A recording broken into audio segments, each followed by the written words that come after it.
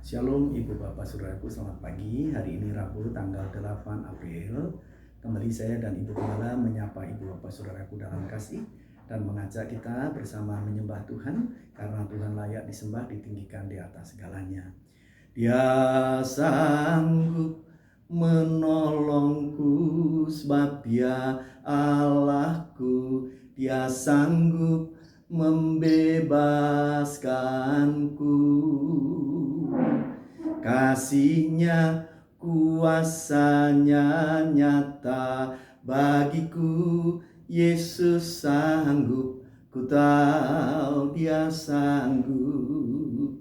Yesus sanggup menolongku.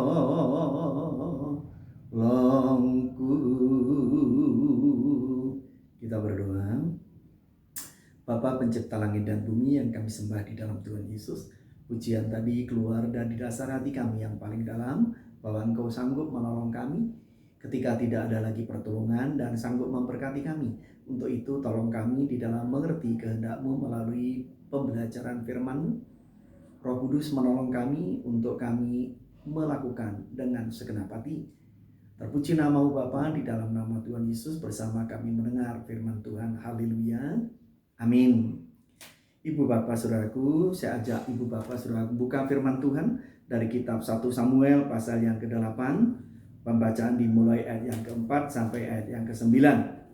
Sebab itu berkumpullah semua tua-tua Israel, mereka datang kepada Samuel di Rama dan berkata kepadanya, "Engkau sudah tua dan anak-anakmu itu tidak hidup seperti engkau.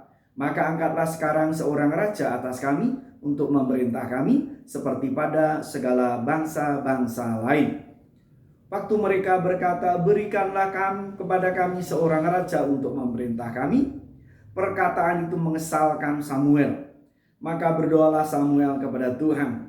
Tuhan berfirman kepada Samuel, "Dengarkanlah perkataan bangsa itu dalam segala hal yang dikatakan mereka kepadamu, sebab bukan engkau yang mereka tolak, tetapi akulah yang mereka tolak, supaya jangan aku menjadi raja atas mereka. Tepat seperti yang dilakukan mereka kepadaku sejak hari aku menuntun mereka keluar dari Mesir sampai hari ini, yakni meninggalkan daku dan beribadah kepada Allah lain. Demikianlah juga dilakukan mereka kepadamu. Oleh sebab itu dengarkanlah permintaan mereka. Hanya peringatkanlah mereka dengan sungguh-sungguh dan beritahukanlah kepada mereka apa yang menjadi hak raja yang akan memerintah mereka." Ibu Bapak Saudaraku yang kekasih di dalam Tuhan Yesus, anak ditolak, Allah kena imbasnya. Saudaraku yang kekasih di dalam Tuhan, tidak ada berita yang paling menyedihkan bagi seorang tua daripada berita yang mengatakan anak-anakmu tidak hidup seperti engkau. Oleh sebab itu, aku menolaknya. Dan bagi seorang anak, tidak ada kejadian yang lebih menyakitkan daripada ia merasa ditelantarkan oleh orang tuanya. Oleh sebab itu, Ibu Bapak Saudaraku, pagi hari ini kita akan belajar kebenaran firman Tuhan ini, lalu kita terapkan dalam kehidupan kita. Kisah ini terjadi ketika Samuel sebagai hakim yang memerintah di Israel seumur hidupnya, dan sudah mengangkat kedua anaknya, Yoel dan Abia, sebagai penggantinya.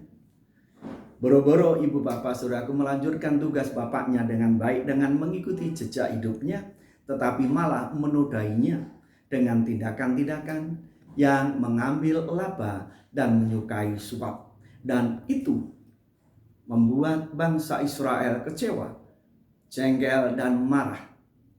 Dan itu diungkapkan dengan kedatangan para tua-tua yang menghadap Samuel dan menyampaikan yang tadi, "Anak-anakmu tidak hidup seperti engkau dan aku menolaknya. Oleh sebab itu kami ingin ada raja yang memerintah atas kami." Dan perkataan itu membuat Samuel kesal. Alkitab mengatakan demikian. Sesungguhnya bukan hanya permintaan raja itu yang membuat kesal Samuel, tetapi juga perkataan yang menolak anaknya. Karena itu menunjukkan bahwa ia sebagai seorang ayah gagal mendidik anak-anaknya. Ia pintar memerintah bangsa yang sangat besar, tetapi gagal memerintah dan mendidik anak-anaknya.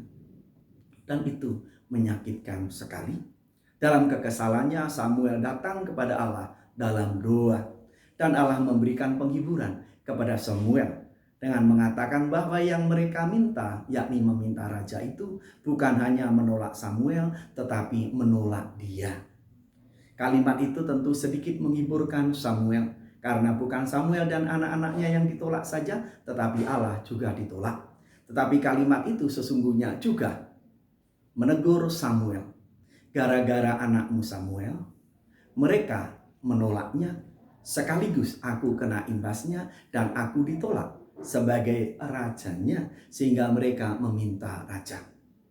Sahabat terkasih di dalam Tuhan Yesus Kristus, pertanyaannya adalah, mengapa Samuel yang hebat memerintah bangsa Israel itu gagal mendidik dua anaknya? Rupanya ibu bapak ayat-ayat sebelumnya akan memberikan titik terang kepada ibu bapak, saya dan saudara. Samuel pasal 7 ayat 15 dan 16 demikian mengajar. Samuel memerintah sebagai hakim atas orang Israel seumur hidupnya. Dari tahun ke tahun ia berkeliling ke Betel, Gilgal dan Mispa dan memerintah atas orang Israel di segala tempat itu. Perhatikanlah ibu bapak saudaraku. Yang pertama adalah Samuel memerintah Israel sebagai hakim seumur hidupnya. Lalu ibu bapak saudaraku, dari tahun ke tahun Samuel berkeliling memerintah di 3 tempat besar. Yang pertama di Betel, di Gilgal, lalu di sana dikatakan ibu bapak saudaraku di Mispa. Sehingga kesibukan yang luar biasa itu ibu bapak saudaraku, sehingga tidak ada waktu untuk berkumpul dengan keluarganya, untuk mendidik anak-anaknya, sehingga anak kehilangan figur seorang ayah.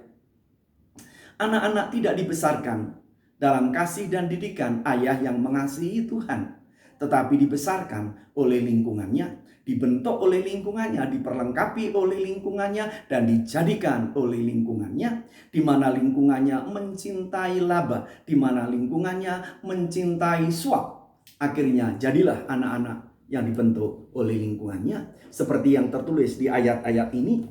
Samuel pasal yang ke-8 ayat 1 sampai yang ke-3. Setelah Samuel menjadi tua, diangkatnya lah anak-anaknya laki-laki menjadi hakim atas orang Israel.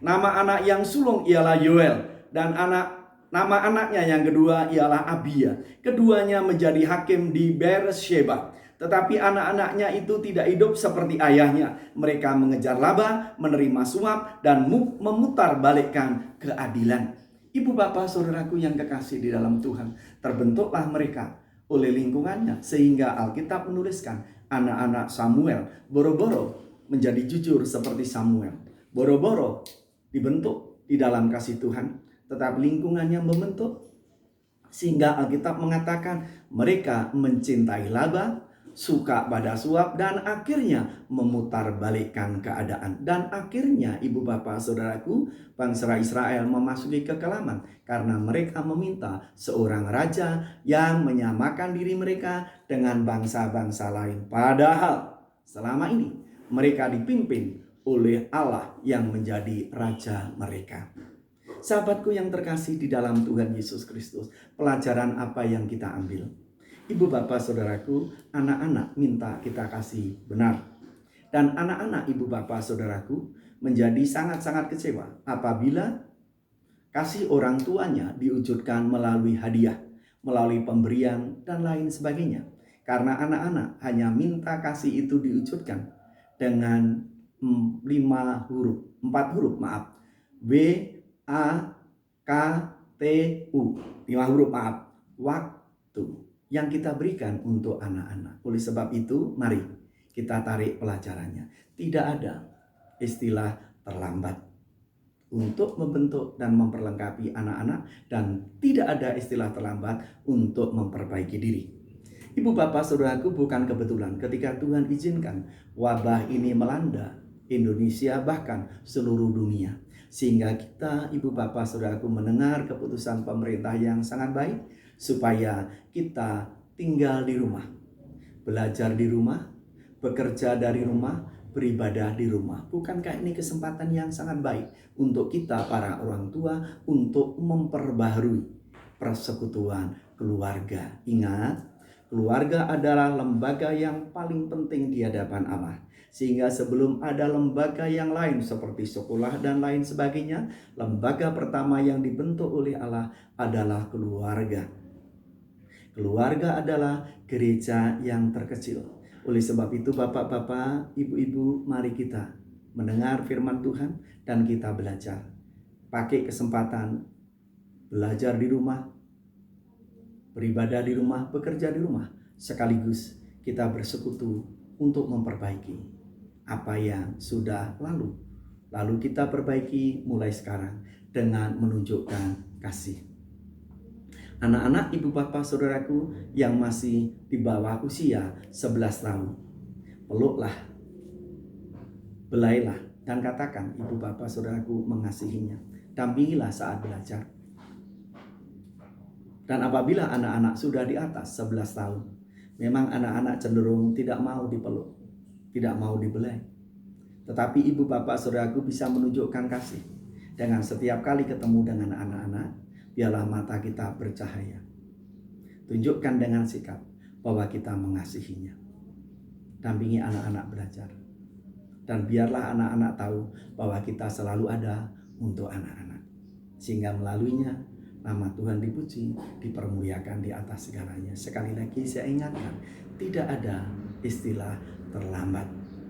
Kita dimampukan untuk memulai yang baru bersama dengan Tuhan. Selamat bersekutu, selamat menikmati berkat-berkat Tuhan melalui keluarga yang dipercayakan oleh Tuhan Yesus kepada ibu bapak, saya dan saudara. Mari kita berdoa. Bapa di surga, sesungguhnya tidak ada anak-anak yang gagal. Yang ada adalah orang tua yang kurang mempersiapkan anak-anaknya.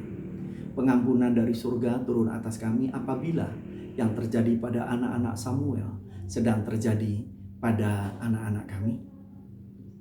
Terpujilah namamu, karena Engkau masih memberi kesempatan kepada kami untuk kami terus berbenah.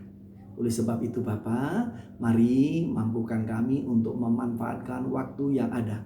Ketika Tuhan mengizinkan kami mengisolasi diri karena di luar ada wabah, kami pakai kesempatan untuk memperbaharui persekutuan kami antara orang tua dan anak-anak. Kami dampingi anak-anak kami di saat belajar. Dan kami bekerja, tetapi sekaligus memberi kesempatan kepada anak-anak untuk anak-anak tahu bahwa kami ada untuk mereka. Setidaknya di saat kami bertemu dengan anak-anak, kami menunjukkan mata yang bersinar dan wajah yang teduh, yang bersukacita, sehingga anak-anak merasa at home dan namamu dipuji, dipermuliakan. Terpujilah buat namamu Bapakku, berkati bangsa dan negara kami, berkati masyarakat di sekitar kami ada, dan jadikan kami menjadi saluran berkat-Mu. Terpujilah buat namamu, karena Engkau terlebih dahulu memberkati kami. Di dalam nama Tuhan Yesus, kami mohon pimpinan-Mu sepenuhnya di dalam memasuki hari ini, sehingga kami dimampukan belajar di rumah, bekerja dari rumah, dan beribadah di rumah, dan menjadi saluran berkat Tuhan. Namamu dipermuliakan, namamu diagungkan di dalam nama Tuhan Yesus. Kami sudah berdoa, haleluya, amin. Selamat pagi, Tuhan berkati.